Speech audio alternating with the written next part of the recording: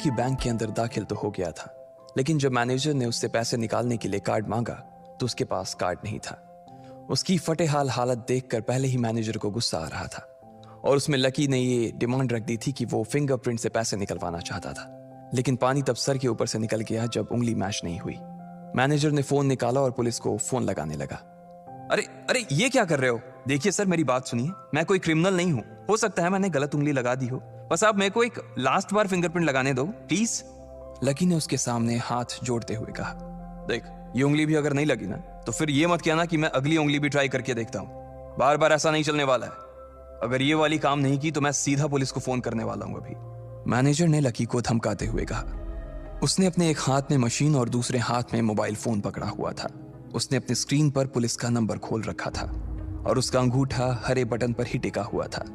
इधर लकी ने अपने सीधे हाथ की उंगली को अपने पैंट से साफ किया और भगवान का नाम लेकर उसे उस मशीन पर लगा दिया।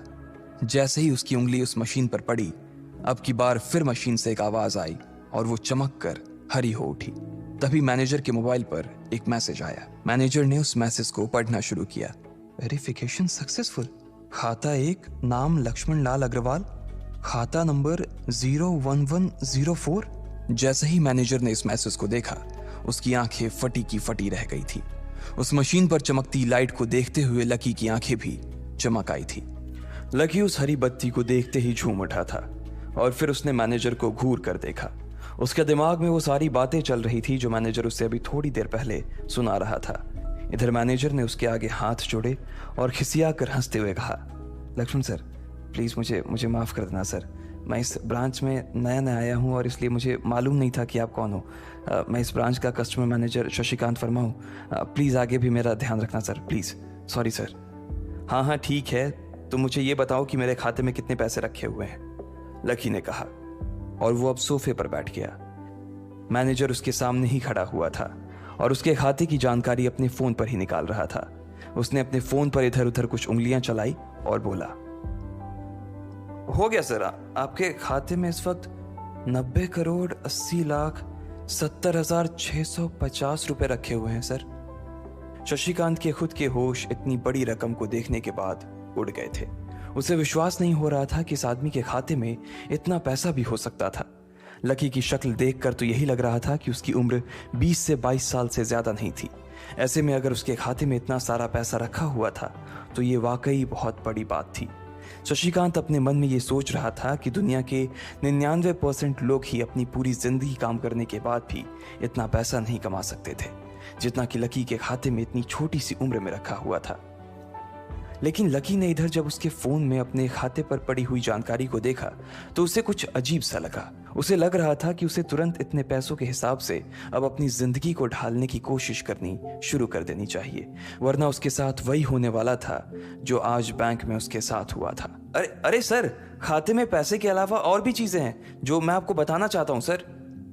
मैनेजर ने फिर से अपनी फोन पर उंगलियां फिराई और बोला, सर एक तो आपके खाते में एक फरारी जुड़ी हुई दिखा रहा है सर।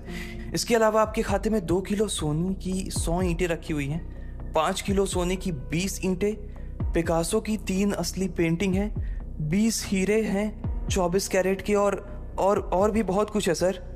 मैनेजर ने हाफते हुए और अपने पसीने साफ करते हुए कहा। इतना सारा धन देखने के बाद शशिकांत की आंखें तो बाहर ही निकल आई थी। उसने कभी लकी जितना अमीर आदमी अपनी जिंदगी में नहीं देखा था। जितना पैसा और सोना और जायदाद उसके पास था, उसका 10% भी इस ब्रांच में किसी और के पास नहीं था।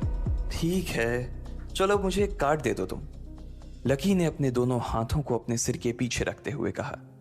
जी सर, मैं अभी आपके लिए एक नया कार्ड बनवा देता हूं सर, मुझे बस 10 मिनट दीजिए सर, बस 10 मिनट, शशिकांत ने कहा और फिर लकी के सामने ही निकल गया। जितनी देर में लकी ने अपने फोन पर फिर से उस मैसेज को खोलकर देखा, उतनी ही देर में मैनेजर उसके लिए एक चमकता हुआ सुप्रीम कार्ड लेकर उसके सामने आ गया था। लेकिन उस कार्ड को देखने के बाद ना जाने क्यों मैनेजर को ऐसा लग रहा था कि यह कार्ड लकी की संपत्ति के आगे कुछ भी नहीं था। फिर भी मैनेजर इसमें कुछ नहीं कर सकता था क्योंकि वो जानता था कि उसके पास इस ब्रांच में इससे बड़ा और कोई कार्ड नहीं था। इसलिए फिलहाल वो लकी को यही दे सकता था। उसने उस कार्ड पर लकी का पूरा नाम लक्ष्मण लाल अग्रवाल गुदवा दिया था। लीजिए सर आपका कार्ड, पासवर्ड वगैरह सर आपको ईमेल पे मिल जाएगा। शशिकांत ने मुस्कुराते हुए कहा और वो लकी के सामने हाथ बांधकर खड़ा हो गया। इधर लकी ने उस कार्ड को उलट पलट कर देखा और फिर अपनी जगह से खड़ा होकर वो बाहर निकलने लगा। शशिकांत का मन तो यही कर रहा था कि वो उसे दरवाजे तक छोड़ने जाए, लेकिन उसकी ड्यूटी इसी ऑफिस में थी और वो किसी को बाहर छोड़ने नहीं जा सकता था। फिर भी वो लकी के लिए दरवाजा खोलने के लिए आगे आ गया था। इधर यास्मीन अपने कैबिन में अपना सिर पकड़े हुए बैठी थी। उसे समझ नहीं आ रहा था कि आखिर अंदर चल क्या रहा था। एक पल को तो उसे लगा कि लकी पागल नहीं बल्कि बदमाश था कोई, और उसने शशिकांत को बंदी बना लिया था। लेकिन जब वो लकी के लिए कार्ड लाने के लिए अपने दफ्तर से बाहर आया तो यास्मीन को लगा कि कुछ गड़बड़ नहीं हुई थी। फिर ये इतनी जल्दी में कहाँ जा रहे हैं? उसने अपने आप से पूछा। शशिकांत को सुरक्षित देख बैंक के बाकी लोग भी दरवाजे पर से पीछे हट गए थे। वैसे भी उसे देखते ही सब लोग अपनी अपनी जगह पर वापस दौड़े चले जाते थे। शशिकांत का खौफ ही ऐसा था कि उसकी आंखों की झलक भर से खड़ा कर्मचारी जाकर अपनी कुर्सी पर बैठ जाता था। लेकिन एक बार शशिकांत के बाहर आने के बाद वो दोबारा बाहर नहीं आया था और ना ही लकी कमरे से बाहर आया था। इधर यास्मीन परेशान हुए जा रही थी। वो जानती थी कि अगर कुछ भी गड़बड़ हुआ तो सबसे पहले उसकी नौकरी जाने वाली थी। उसने बड़ी मुश्किल से और मेहनत करके इस नौकरी को हासिल किया था और वो किसी पागल की वजह से इसे अपने हाथ से नहीं जाने देना चाहती थी। जैसे ही परेशान यास्मीन ने अपनी नजर उठाकर फिर से उस कमरे की ओर देखा तो पाया कि लकी बहुत ही आराम से उस कमरे से बाहर निकलकर दरवाजे की ओर बढ़ता चला जा रहा था। ए, रुको, तुम इस तरह नहीं जा सकते। यास्मीन जोर से चिल्लाई और भागते हुए लकी के पास चली गई। तुम्हारी हिम्मत कैसे हुई जबरदस्ती हमारे वीआईपी रूम में घुसे चले जाने की? यास्मीन ने गुस्से में पूछा। उसका मन तो यही कर रहा था कि वो अभी लकी का गिरेबान पकड़कर उसे झकझोर दे, लेकिन उसने अपने आप को रोक रखा था। मैंने पहले भी कहा था ना आपसे, मैं यहां सिर्फ अपना पैसा लेने आया था और कुछ नहीं, लकी ने कहा और मुस्कुराने लगा। यास्मीन ने देखा कि उसके हाथ में एक सुप्रीम कार्ड था और वो उसकी उंगलियों के बीच चमक रहा था। यास्मीन के दिमाग में आया कि लकी ने यह कार्ड कहीं अंदर से चुरा तो नहीं लिया, और इससे पहले कि वो यहां से चोरी करके भागता यास्मीन जोर से चिल्लाई, सिक्योरिटी, सिक्योरिटी। उसकी आवाज को सुनते ही दो बंदूक वाले गार्ड भागे भागे यास्मीन के पास आ गए। ये चोरी करके भाग रहा है, पकड़ो इसे। लकी ने जब यास्मीन के मुंह से ये बात सुनी तो उसके कान खड़े हो गए। इससे पहले कि वो वहां से अपनी जान बचाकर भाग पाता, सिक्योरिटी वालों ने उसे धर दबोच लिया था और फिर उसकी जेब टटोलने लगे थे। इधर यास्मीन ने देखा कि उस सुप्रीम कार्ड पर उसने अपना नाम भी गुदवा लिया था। तुम्हारी इतनी हिम्मत कि तुमने शशिकांत सर को डरा कर अपना नाम भी लिखवा लिया इस पर। इसकी जेब चेक करो, यास्मीन ने गुस्से से कहा। दोनों में से एक गार्ड लकी की जेब टटोलने लगा था। लकी की समझ में नहीं आ रहा था कि आखिर ये लड़की उससे समझ क्या रही थी। अगर उसे उसके खाते या इसकी संपत्ति या सिर्फ इसके परिवार के बारे में भी पता चल जाता तो भी यास्मीन उसके पैरों में गिर जाती। इससे पहले कि लकी अपनी सफाई में कुछ कह पाता, एक गार्ड बोला, मैडम, इसकी जेब में तो कुछ नहीं है, बल्कि फटी हुई जेब है इसकी। तभी उसकी बात सुनकर दूसरे सिपाही ने कहा, मैडम, हो सकता है ये इसी जेब में चाकू रख कर लाया हो और उसको निकालते वक्त उसी चाकू से इसकी जेब फट गई होगी, मुझे तो ऐसा ही लग रहा है। दूसरे सिपाही ने अपनी लड़खड़ाती जबान में बोला, अरे पागल हो क्या, ये सब आप लोग क्या बोल रहे हो? शशिका। इससे पहले कि लकी आके कुछ बोल पाता, एक गार्ड ने उसके दोनों हाथों को मरोड़ दिया था। इधर यास्मीन अपने मन में सोच रही थी कि अगर वो चाकू लाया था तो फिर वो चला कहां गया था। बाप रे! अचानक से यास्मीन की आंखें बड़ी सी हो गई थी। उसे लगा कि लकी ने उस चाकू से शशिकांत का खून कर दिया था। यास्मीन ने तुरंत अपना फोन निकाला और पुलिस को फोन मिलाते हुए कहा, हेलो पुलिस स्टेशन, मैं न्यू सिटी बैंक से बोल रही हूँ। हमारे बैंक में एक सनकी चोर घुस आया है और उसने हमारे कस्टमर मैनेजर का खून कर दिया है। आप प्लीज जल्दी आ जाइए सर। यास्मीन ने घबराते हुए कहा और फोन रख दिया। तब तक दोनों गार्ड ने लकी को नीचे घुटनों के बल बैठा दिया था और उसके सिर पर बंदूक तान दी थी। जैसे ही बाकी लोगों ने भी अपनी आंखों के सामने ये मंजर देखा तो वो सब लोग भी लकी के आसपास घेरा बनाकर खड़े हो गए। अंदर बैठे मैनेजर ने जब इस हलचल को देखा तो वो भी अपना सारा सिस्टम बंद करके बाहर आ गया। अरे क्या हो रहा है ये सब? उसने जोर से आवाज देते हुए पूछा। जैसे ही सब लोगों ने उसकी आवाज सुनी तो वो चौंक गए और शशिकांत वर्मा की ओर देखने लगे। देखने वालों में यास्मीन भी शामिल थी और उसने देखा कि उसका मैनेजर तो जिंदा है और सही सलामत उसकी आंखों के सामने खड़ा था। सर, आप जिंदा हैं? यास्मीन ने खुशी और आश्चर्य भरे भाव के साथ शशिकांत की ओर देखते हुए कहा, लेकिन अगले ही पल उसकी खुशी की जगह दुख ने ले ली थी। उसे एहसास हो रहा था कि आखिर उसने कितनी बड़ी गलती कर दी थी। यास्मीन ने अपनी ही जुबान काट ली थी और उसके जले पर नमक छिड़का शशिकांत ने। उसने कहा, मैं क्यों इतनी जल्दी मरने लगा? और तुमने ये सब क्या तमाशा लगा रखा है?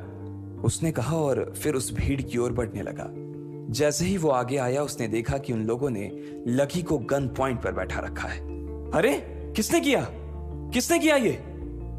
शशिकांत तुरंत लकी की ओर दौड़ा और उसने उसके पास खड़े दोनों गार्ड्स को हटा दिया। फिर लकी को उठाने के लिए उसने अपना हाथ उसकी ओर बढ़ा दिया और बोला, sir, I am really sorry sir. इस बेवकूफी के लिए मैं आपसे माफी मांगता हूं sir. I am really sorry sir. Shashikant उसके पैरों में ही गिरने को हो गया था। लकी उसका हाथ पकड़कर खड़ा हुआ और फिर यास्मीन की ओर घूरने लगा। आप पूछ रहे थे ना कि किसने किया? इसने किया है ये। और इसने सिर्फ इतना ही नहीं किया बल्कि इसने पुलिस को भी बुला लिया है। इसे लग रहा है कि मैं कोई क्रिमिनल हूं जिसने आपका खून कर दिया है और आपसे ये कार्ड चुरा कर भाग रहा हूं। ये कार्ड जो आपने मुझे दिया है। लकी ने यास्मीन की ओर उंगली दिखाते हुए गुस्से में कहा। अचानक ही सब लोग थोड़ा पीछे हटकर यास्मीन को देखने लगे थे। यास्मीन घबराई हुई सी फर्श पर तो कभी छत को देखे जा रही थी। यास्मीन, जो मैं सुन रहा हूं क्या वो सच है? शशिकांत ने यास्मीन को घूरते हुए गुस्से में पूछा। उसकी आंखों में छुपे गुस्से को यास्मीन बर्दाश्त नहीं कर पा रही थी, इसलिए उसकी ना तो लकी से और ना ही शशिकांत से नजर मिलाने की हिम्मत हो रही थी। फिर भी वो जानती थी कि उसका चुप रहना इस वक्त उसके लिए बहुत खतरनाक हो सकता था, इसलिए उसने कहा, सर, ये सब मेरी गलती है सर।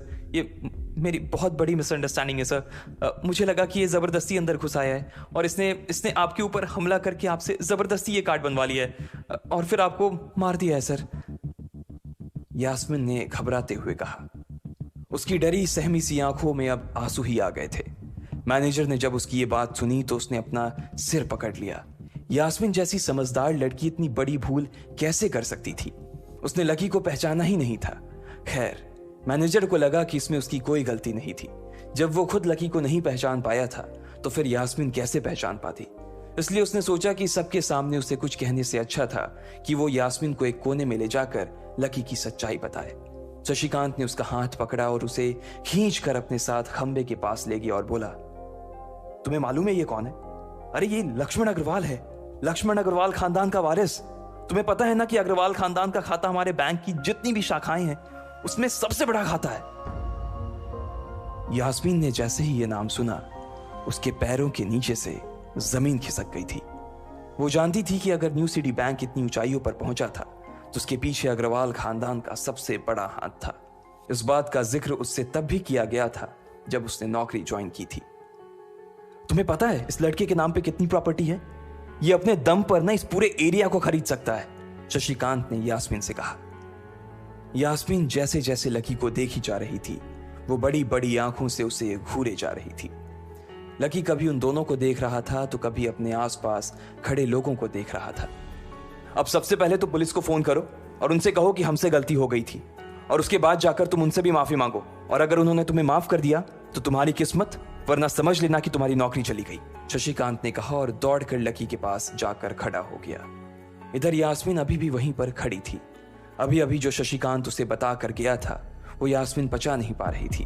उसे लग रहा था कि इसमें उसकी कोई गलती नहीं थी, लेकिन कोई उसकी सुनने वाला नहीं था। बैंक उस छोटी सी मैनेजर के चक्कर में अपने सबसे बड़े कस्टमर को छोड़ने वाला तो नहीं था। अब मेरे पास और कोई रास्ता नहीं बचा है, यास्मीन ने निराश होते हुए अपने आप से कहा, और फिर अपनी जेब से फोन निकालकर पुलिस थाने में फोन लगाया। जैसे ही यास्मीन ने पुलिस वालों से ये कहा कि उससे गलती हो गई और जिसे वो बदमाश समझ रही थी असल में वो बदमाश नहीं बल्कि शहर के सबसे बड़े रईस का बेटा था, तो उधर से आवाज आई, मैडम सॉरी, लेकिन अब तो गाड़ी निकल गई है, वहां पहुंचती होगी, अब आपको जो भी कहना है इंस्पेक्टर साहब से कह देना। और उस पुलिस वाले ने फोन काट दिया। मर गए, यास्मीन ने अपने आप से निराश होते हुए कहा। उसके हाथ थर थर कांप रहे थे। उसे समझ नहीं आ रहा था कि अब वो क्या करे। अब उसके पास लकी से माफी मांगने के अलावा और कोई चारा नहीं बचा था। लेकिन अगर लकी सर ने मुझे माफ नहीं किया और उल्टा मेरे ऊपर डिफेमेशन का चार्ज लगा दिया तो, यास्मीन ने अपने आप से कहा, और वो अब और भी ज्यादा घबरा गई थी। उसने देखा कि लकी उसे घूर कर देख रहा था। शशिकांत पूरी कोशिश कर रहा था कि वो लकी को शांत करवा सके, लेकिन लकी वहां से हिलने का नाम तक नहीं ले रहा था। यास्मिन उसके पास पहुंच गई थी। वैसे तो वो जानती थी कि उसे माफी मांगने से उसकी किस्मत बदलने वाली तो थी नहीं, फिर भी उसने एक बार कोशिश करनी चाहिए और लकी से कहा, सर मैं आपको गलत समझ रही थी सर। एक्चुअली आपके। यास्मिन ने उसके कपड़े को देखा और एक सांस लेते हुए आगे बोली, सर प्लीज मुझे माफ कर दीजिए सर। मेरी इंटेंशन आपको हर्ट करने की बिल्कुल भी नहीं थी। मैं तो जो कुछ कर रही थी बैंक की सेफ्टी के लिए कर रही थी सर। यास्मिन ने गिड़गिड़ाते हुए कहा और नीचे देखने लगी। इट्स ओके, कोई बात नहीं है, लकी ने कहा और उसके हाथ से अपना सुप्रीम कार्ड लेकर निकल गया। यास्मिन को अपने कानों पर तो विश्वास ही नहीं हो रहा था। वो मान ही नहीं पा रही थी कि लकी ने उसे माफ कर दिया था।